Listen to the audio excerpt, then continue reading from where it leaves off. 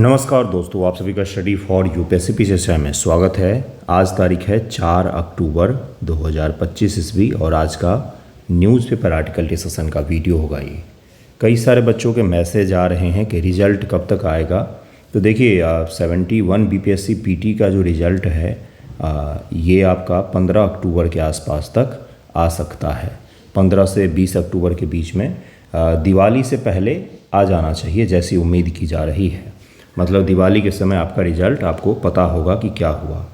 और एक चीज़ और है कि क्वेश्चंस कुछ डिलीट हो सकते हैं और उसके बदले बोनस मार्क्स मिल सकता है। तो बोनस का कोई फ़ायदा कभी होता ही नहीं है, क्योंकि सभी को बराबर मात्रा में मार्क्स दे दिए जाते हैं, जिससे होता क्या है कि अल्टीमेट कट ऑफ जो है उतने ही मार्क्स से बढ़ जाता है। तो अगर वाकई इफ़ेक्टिव ग्रोथ देखेंगे तो जीरो ही होता है, क्योंकि सभी के मार्क्स उतने अंक से बढ़ गए तो आपको कोई फ़ायदा नहीं होता है बोनस का।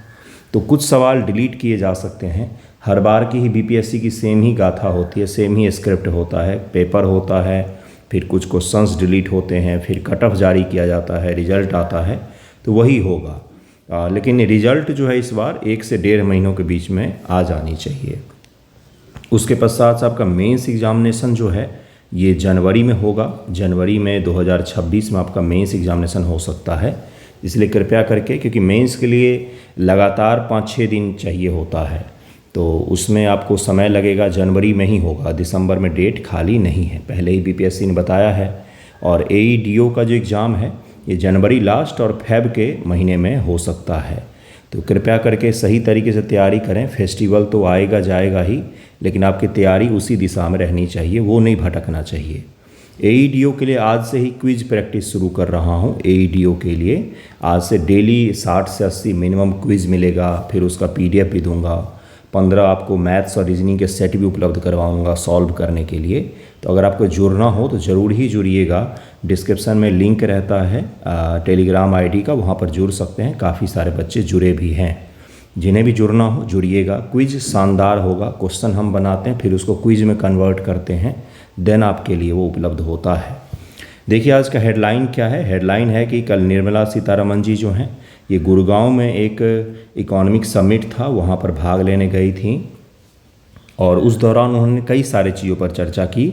एक उन्होंने वर्ड बोला है जो वर्ड नहीं है, बहुत आने वाला भविष्य है। वो स्टेबल क्वाइन इसको कहा जाता है, स्टेबल क्वाइन कहा जाता है। स्टेबल क्वाइन मतलब स्थिर सिक्का, इस प्रकार से हिंदी है, लेकिन हिंदी में मत बोलिएगा इसको, स्टेबल क्वाइन ही बोलेंगे। दरअसल बिटकॉइन जो है उस पर सरकारों का या दुनिया की किसी भी अथॉरिटी का, गवर्नमेंट अथॉरिटी का कोई भी नियंत्रण नहीं है। वो मार्केट से इतर ही अपने हिसाब से चलता है। कभी कभी उसका दाम बहुत ज़्यादा हो जाता है, कभी कभी लाखों डॉलर का एक बिटकॉइन आपको मिलता है। इसलिए अमेरिका के राष्ट्रपति ने ही स्टेबल क्वाइन को लॉन्च किया था, जो जिस प्रकार से सोना और डॉलर का मूल्य निर्धारित होता है दुनिया के सरकारों की बाज़ार से, सरकारों का उस पर रेगुलेशन होता है, उसी प्रकार से बिटकॉइन जो डिजिटल करेंसी है उस पर तो सरकारों का नियंत्रण नहीं है, लेकिन स्टेबल क्वाइन पर नियंत्रण करना चाहती है सरकार। तो निर्मला सीतारमण जी ने बोला है कि भारतीय मार्केट को स्टेबल क्वाइन के लिए भी तैयार रहना होगा। तो इस न्यूज़ को बहुत गहरे तरीके से समझेंगे, क्योंकि आपके मेंस एग्जामिनेशन में पूछ सकता है कि स्टेबल क्वाइन हाल ही में चर्चा में रहा है, इससे आप क्या समझते हैं, वैश्विक जो अर्थव्यवस्था है उसको किस प्रकार से इम्पैक्ट डाल सकता है। तो स्टेबल क्वाइन को समझेंगे। उसके साथ ही और भी कई सारे टॉपिक हैं, एक एक करके शुरू करते हैं, देखते हैं डिटेल में कि कौन कौन से टॉपिक हैं और कहाँ कहाँ से सवाल पूछे जा सकते हैं। पहला टॉपिक तो हमारा यही है, multilateral body India push for new global governance index. दरअसल में है क्या, तो मेंस में सवाल किस प्रकार से पूछता है। जब तक करंट अफेयर पढ़ करके या कोई टॉपिक पढ़ करके 1 पेज नहीं लिख पाए, 2 पेज नहीं लिख पाए, 4 पेज नहीं लिख पाए, तो वैसी पढ़ाई को आप फेंकाना कोई काम का नहीं होता है। वैसी पढ़ाई आप भी पढ़ रहे होंगे, मुझे पता है, इसीलिए मैं आपको बिल्कुल ही स्पष्ट शब्दों में कहता हूँ। तो इसमें इस न्यूज़ में ये कहा जा रहा है कि भारत की जो सरकार है उसको एक मौका मिला कि ग्लोबल गवर्नेंस इंडेक्स को चेंज किया जाए। बताऊंगा कैसे मौका मिला है। तो भारत सरकार ने बोला है कि भारत जैसे कई सारे अच्छे गवर्नेंस वाले देश जो हैं वो वैश्विक गवर्नेंस इंडेक्स फिलहाल में जो काम करता है वो इतना गलत तरीके से बाइज्ड तरीके से रैंकिंग निकालती है कि भारत जैसे गवर्नेंस वाले देश जो हैं वो पिछड़ जाते हैं और अफ्रीका के जो पिछड़े हुए देश हैं वो ऊपर आ जाते हैं। तो इसलिए इसमें सुधार होना चाहिए। तो इसको ज़रा हम लोग देखते हैं पहले टॉपिक के रूप में। देखिए आज का पहला न्यूज़ देखिए क्या कहा गया कि भारतीय प्रशासनिक विज्ञान संस्थान IIAS, ध्यान रखना है इसको, IAS होता है ना, इसमें एक और जोड़ देना है, Indian institute for administrative science, Indian institute for administrative science इसको कहा जाता है। में भारत की अध्यक्षता के दौरान भारत ने एक नई वैश्विक शासन सूचकांक विकसित करने की पहल की है। यह प्रयास मौजूदा वैश्विक सूचकांकों की आलोचना के बाद आया है जो भारत को नकारात्मक रूप से हमेशा ही चित्रित करते रहते हैं। IIAS में भारत की ऐतिहासिक अध्यक्षता और पहल का प्रारंभ भारत ने जून 2025 में ब्रुसेल्स पता है कहाँ पर है, बेल्जियम आधारित अंतर्राष्ट्रीय प्रशासनिक विज्ञान संस्थान IIAS की अध्यक्षता जीती थी। अब इसकी अध्यक्षता जब भारत को मिला तो भारत ने अब इसमें सोचा है कि जो दुनिया भर के ग्लोबल गवर्नेंस इंडेक्स वगैरह निकाले जाते हैं उसमें कुछ बड़े परिवर्तन किए जाएं ताकि भारत जैसे जो देश हैं जिनका गवर्नेंस सही है उनका रैंकिंग हमेशा पिछड़ा हुआ ना आए, हमेशा उनका रैंकिंग गलत ही ना दिखे।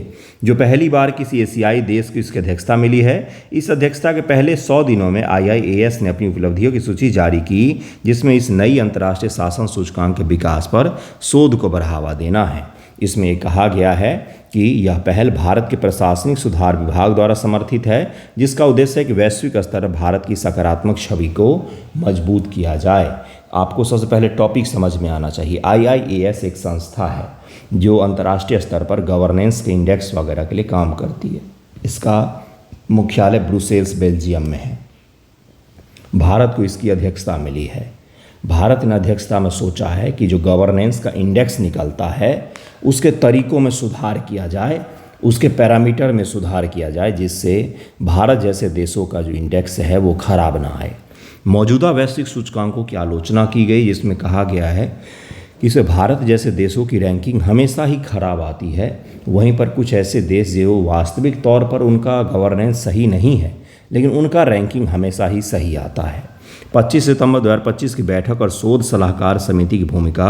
25 सितंबर 2025 को IIAS ने की भारतीय अध्यक्षता ने शोध सलाहकार समिति के साथ चर्चा की जिसे वैज्ञानिक रणनीति को मजबूत करने के लिए विश्व सूचकांक और रुझान को एजेंडा के रूप में रखा गया। और इसमें इस अध्ययन की पद्धति को OECD, वर्ल्ड बैंक, ये जितने भी देश हैं इन सभी के साथ इसको साझा करके कहा गया है कि आने वाले समय में हम इस पर चेंज करने जा रहे हैं, इसमें कुछ बड़े चेंज किए जाएंगे ताकि हमारा भी सूचकांक सुधर सके। अब नई सूचकांक जो बनाया जाएगा उसमें क्या क्या चीज़ें हो सकती हैं भाई, तो देखिए यहाँ पर लिखा हुआ है कि 200 से अधिक अर्थव्यवस्थाओं कवर करेगा जिसमें आवाज़, जवाबदेही, राजनीतिक स्थिरता, अराजकता, आतंकवाद की अनुपस्थिति, सरकारी प्रभावशीलता, नियामक गुणवत्ता, कानून का शासन, भ्रष्टाचार नियंत्रण जैसे उप सूचकांक जो है उनको भी शामिल किया जाएगा। और इसके कारण से आने वाले समय में आपको इंडेक्सों में परिवर्तन दिख सकता है। अब जरा IIAS के बारे में पढ़ते हैं कि क्या है।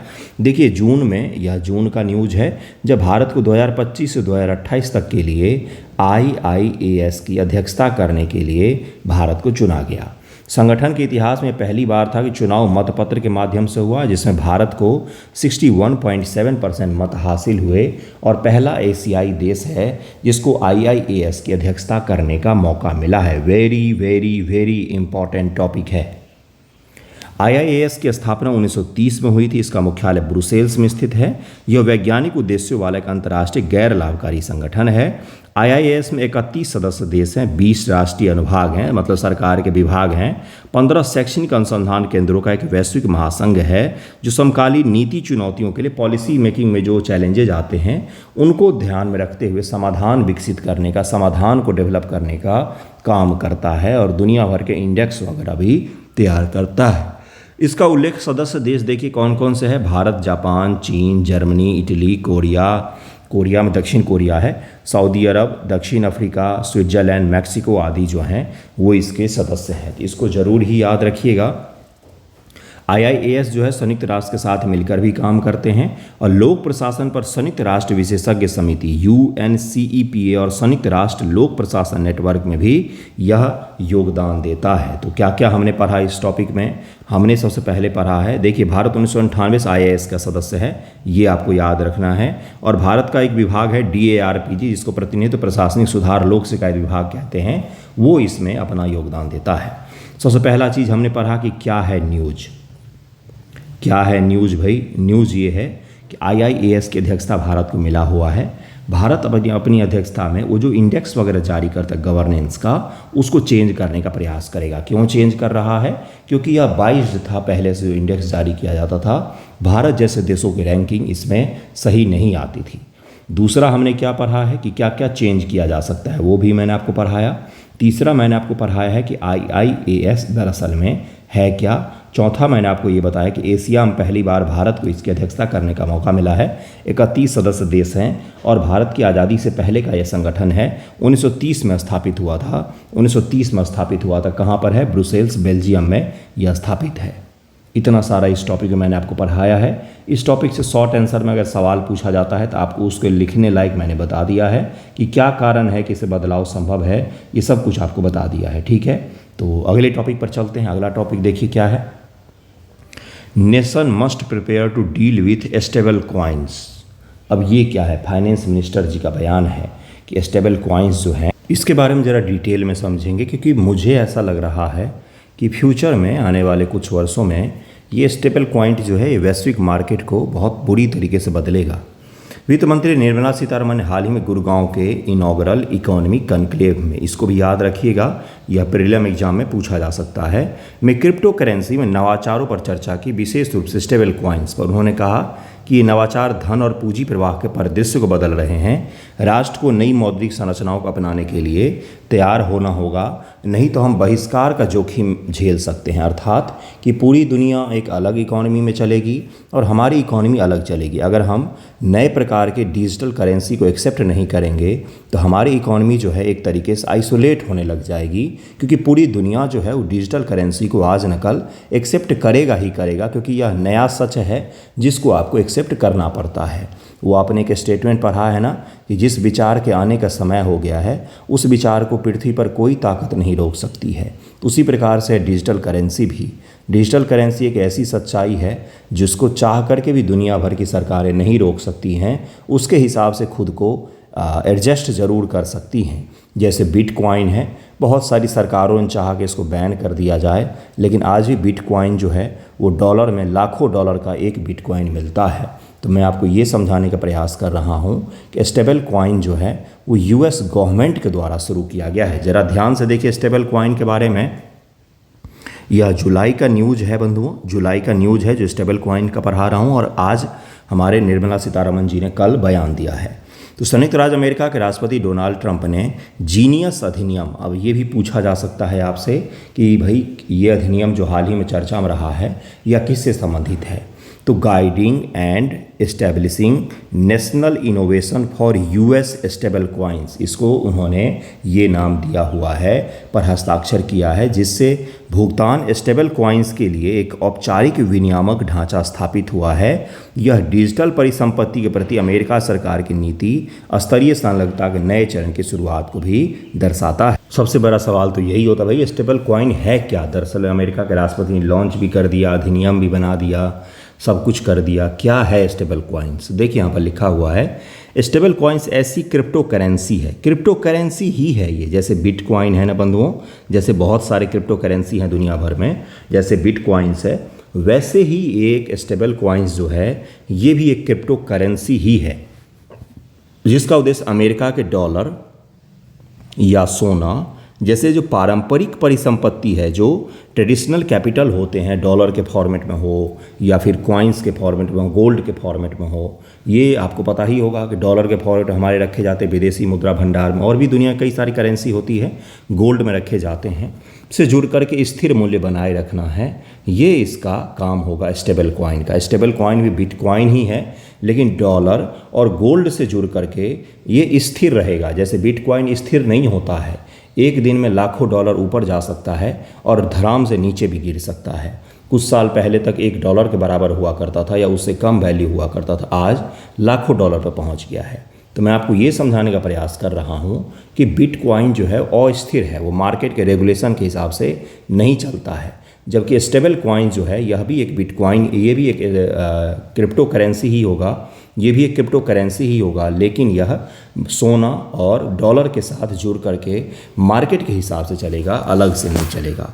देखिए, इस परिभाषा में डिजिटल राष्ट्रीय मुद्राएं, जमा राशियाँ, टोकन युक्त जमा राशियाँ सहित प्रतिभूतियाँ शामिल नहीं हैं। स्टेबल कॉइन रोज़मर्रा के प्रयोग के लिए डिजाइन किए गए हैं, जो बिटकॉइन जैसी अस्थिर क्रिप्टो करेंसी के विपरीत मूल्य स्थिरता प्रदान करते हैं, स्टेबिलिटी प्रदान करते हैं, इसीलिए इसको स्टेबल कॉइन कहा जा रहा है। ये आसान मूल्य हस्तांतरण को सक्षम बनाते हैं, वित्तीय सेवा का समर्थन करते हैं, संपार्श्विक भंडार, एल्गोरिथम आपूर्ति नियंत्रण के माध्यम से स्थिरता बनाए रखते हैं कि कितना ज़्यादा इसमें सप्लाई करना है और कितना ज़्यादा डिमांड है। कोई भी चीज़ का मूल्य कैसे तय होता है कि उसका डिमांड कितना है और वो सप्लाई कितना है। जिस वस्तु का 100 डिमांड है और 100 ही सप्लाई भी हो रहा है, तो उस वस्तु का वैल्यू जो है वो कभी भी नहीं बढ़ेगा। लेकिन डिमांड तो 100 है, लेकिन सप्लाई 80 ही हो रहा है, तो उसका वैल्यू क्या हो जाएगा, इंक्रीज हो जाएगा। इसी को कहा जाता है क्या, इसी को कहा जाता है कि मार्केट के हिसाब से बना करके रखना मूल्य को। ओके, टीथर और यूएसडी कॉइन जैसे लोकप्रिय स्टेबल कॉइन अमेरिका डॉलर द्वारा समर्थित हैं। टीथर और यूएसडी कॉइन जो हैं, ये पहले से ही स्टेबल कॉइन के रूप में काम कर रहे हैं, जो डॉलर के रूप में, डॉलर के हिसाब से रेगुलेट होते हैं। भारत एवं स्टेबल कॉइन, भारत वर्तमान स्टेबल कॉइन को मान्यता नहीं देता है।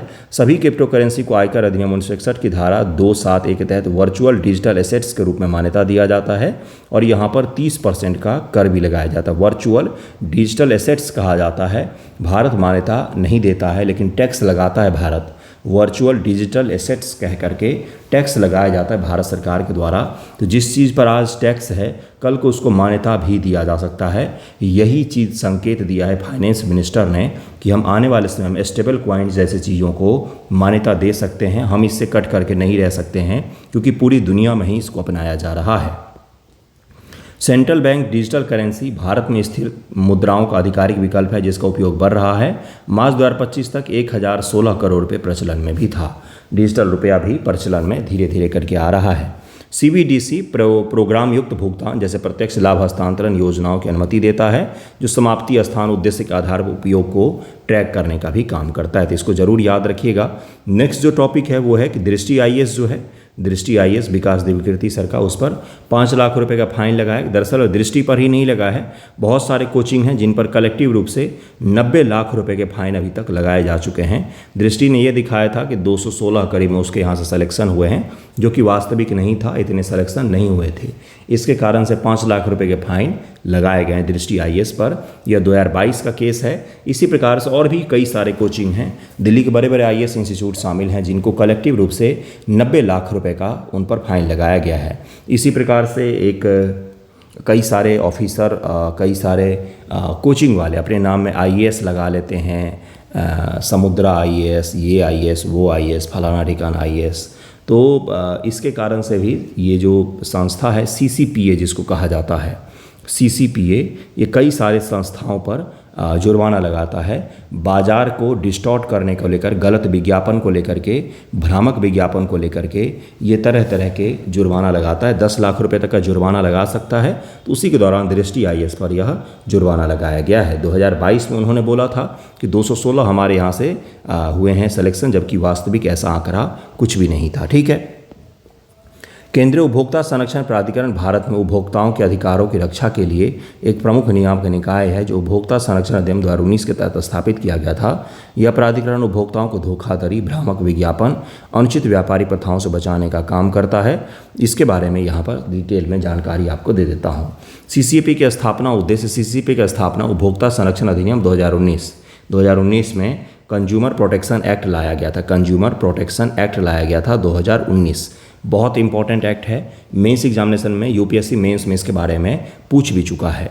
तो ये जो एक्ट लाया गया था, इसी के तहत में 2020 में सीसीपीए नामक एक संस्था को गठित किया गया, जो बहुत ही पावरफुल और बहुत ही काम की संस्था है। यह 24 जुलाई 2020 को औपचारिक रूप से कार्यरत हुआ। इसका मुख्य उद्देश्य उपभोक्ताओं के अधिकारों के एक वर्ग में संरक्षित, संवर्धित, लागू करना, उपभोक्ता अधिकारों के उल्लंघन को रोकना। आप भी अगर किसी चीज़ के कस्टमर हैं तो आपका अगर किसी भी अधिकार का उल्लंघन हो रहा है तो आप डायरेक्ट CCPA में जा सकते हैं और त्वरित रूप से यह कार्रवाई करते हैं। जागो ग्राहक जागो जैसे जो आप चीज़ें सोचते हैं उसी को अपग्रेड किया गया है 2019 के एक्ट में परिवर्तन के पश्चात से। ओके, यह जो निकाय है उपभोक्ताओं को व्यक्तिगत शिकायत से परे व्यापक स्तर पर भ्रामक विज्ञापन या उत्पादन सुरक्षा के लिए प्रदान किया जाता है। जैसे हाल ही में कोचिंग संस्थान, ई-कॉमर्स प्लेटफॉर्म उत्पाद निर्माताओं के खिलाफ कार्रवाई कर चुका है, जिसके कारण से यह चर्चा में आया है और यहाँ से सवाल भी आपसे पूछ सकता है। देखिए इसमें क्या होता है, CCPA उपभोक्ता मामलों के विभाग का अधीन कार्य करता है। इसकी संरचना मुख्य आयुक्त सबसे ऊपर होता है जो प्राधिकरण का प्रमुख होता है। इसके अलावा आयुक्तों की एक टीम होती है जो विभिन्न क्षेत्र जैसे जांच, कानूनी मामले, नीति निर्माण में विशेषज्ञता रखती है। चयन प्रक्रिया में योग्यता, अनुभव, पारदर्शिता पर जोर दिया जाता है और इसी कारण से यह एक अच्छी संस्था मानी जाती है। इसके पावर क्या है तो बहुत सारे इसको दिया गया है। खतरनाक उत्पाद पर प्रतिबंध लगाना, भ्रामक विज्ञापन को बंद करना। उदाहरण स्वरूप कोई विज्ञापन उपभोक्ताओं को गुमराह कर रहा है, जैसे 216+ सिलेक्शन दिखा करके गुमराह किया जाता है। बिहार में बहुत ज़्यादा होता है, आपने देखा है कोचिंग संस्थानों का। आप भी भक्त होंगे तो नस काटेंगे, कमेंट करेंगे उल्टा सीधा। आपने देखा है कोचिंग संस्थानों को कि चिकन पार्टी दे रहे हैं और ऑफिसर्स आ रहे हैं अपने अपने ड्रेस में पहन करके। जैसे SI सिलेक्शन के बाद एक कोचिंग ने क्या किया था कि उनको बुला करके बुलेट दिया था और इतने ज़्यादा निरा मूर्ख थे जिनका सिलेक्शन हुआ तो उसके बावजूद भी, मैं बिल्कुल खुलकर बोलता हूँ, आपको हमेशा पता है कि वो अपने वर्दी पहन करके बुलेट गिफ्ट लेने आए थे। जबकि कभी भी कोई ऑफिसर ऑन ड्यूटी होता है, वर्दी का मतलब होता है ऑन ड्यूटी, और वो आदमी कभी भी वर्दी पहनकर किसी से गिफ्ट नहीं ले सकता। SDM और DYSP जो बनते हैं उनके लिए भी कोड ऑफ कंडक्ट होता है। आपने देखा है कि YouTube के कई सारे वीडियो जिसमें ऑफिसर जो हैं वो फुली वर्दी पहन करके वीडियो बना रहे होते हैं। ये कोड ऑफ कंडक्ट का उल्लंघन है, लेकिन उन्होंने कभी जीवन में कोड ऑफ कंडक्ट पढ़ा ही नहीं। सारी चीज़ें तो बस यहीं के लिए होती हैं। इसलिए इन चीज़ों पर भी ये कार्रवाई कर सकता है। आने वाले समय में आपको दिखेगा भी इसका कार्रवाई सभी जगहों पर होगा ही। जैसा भी कुल 26 संस्थानों को मिला करके 90.6 लाख रुपए का क्या किया गया है तो जुर्माना भी लगाया गया। इसका प्रभाव क्या होगा? प्रभाव होगा खास तौर से डिजिटल युग में जब गलत और भ्रामक विज्ञापन के कारण से धोखाधड़ी जो होता है वो कम होगा, जिससे लोगों को ही राहत मिलेगा। ये इसका सबसे बड़ा प्रभाव हो सकता है। इसके नीचे यहाँ पर MCQ दिए हुए हैं जो काफ़ी बेहतर MCQ होते हैं। आप आंसर राइटिंग में जुड़ते हैं या AEDO में जुड़ते हैं तो आपको ये PDF भी मिल जाता है उसके साथ में। केवल PDF भी चाहिए तो आप उसके लिए भी जुड़ सकते हैं, 199 पर मंथ में है। आंसर राइटिंग के लिए 299 पर मंथ में है। और AEDO का अभी से लेकर एग्ज़ाम तक पर डे 100 से 80 करीब में MCQ प्रैक्टिस के लिए, क्विज प्रैक्टिस के लिए अभी से एग्ज़ाम तक का आप जुड़ सकते हैं। 499 में ही है। मार्केट में सबसे कम प्राइस मैं ही रखता हूँ ताकि ज़्यादा से ज़्यादा बच्चे लाभ उठा पाएँ। जुड़िएगा ज़रूर, ठीक है। Thank you so much.